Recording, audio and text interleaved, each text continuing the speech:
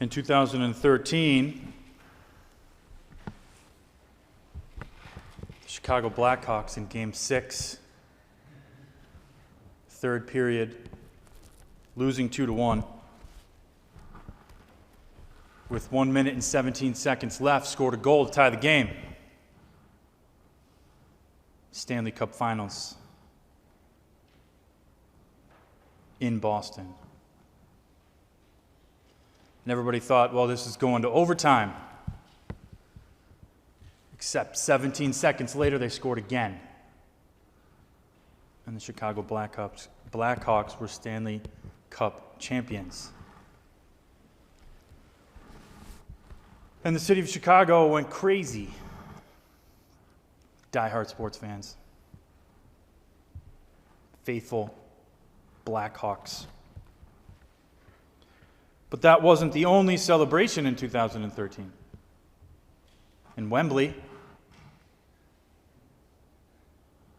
in May, Borussia Dortmund played Bayern Munich in the Champions League final.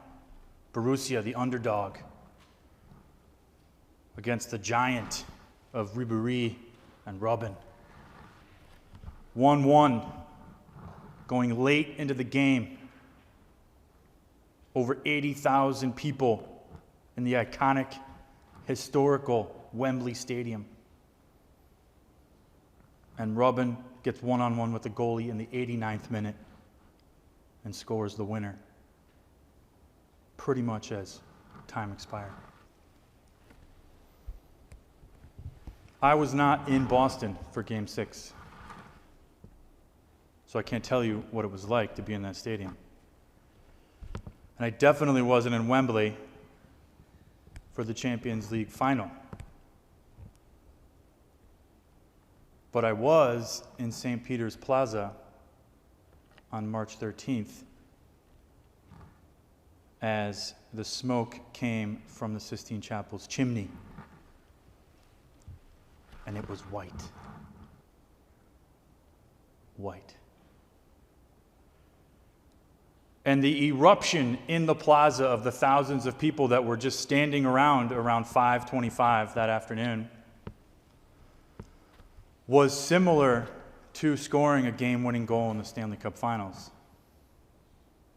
or scoring a last-minute goal in the Champions League. The excitement, the roar that went up, the cheering, the high fives, the hugs, the noise was palpable. It was as if the Vatican team, yellow and white, had scored the goal. And you could hear the crowd, the rumble ripple through Rome. People began to run for the plaza. Right? And very quickly the plaza filled up with tens, if not hundreds of thousands of people to await the moment when Pope Francis would walk out on the balcony. So the group of us that had been there since the afternoon pushed our way forward, weaseled our way forward, right? When you get to Rome, you'll figure out ways to move through the crowd. There's always space. You know, if you can get behind a small nun, even better. They're able to get anywhere. So we got pretty close, looking right up. Not underneath, but, a good distance, but still close. And we waited maybe an hour, and Pope Francis came out. The first non-Italian in hundreds of years, right? And it was exciting. The crowd erupted, and I remember distinctly he finished like he always does, "Please pray for me." Right? Please pray for me.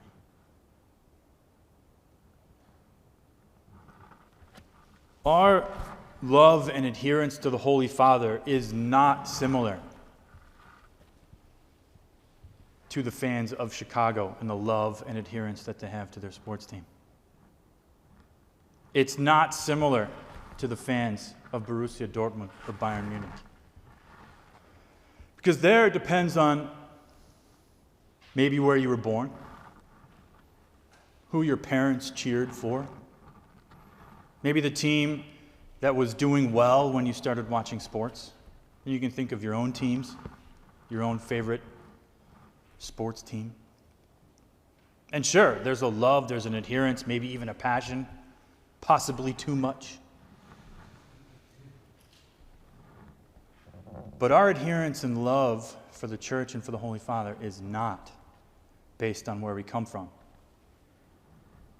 It's not based on what our parents or who our parents cheered for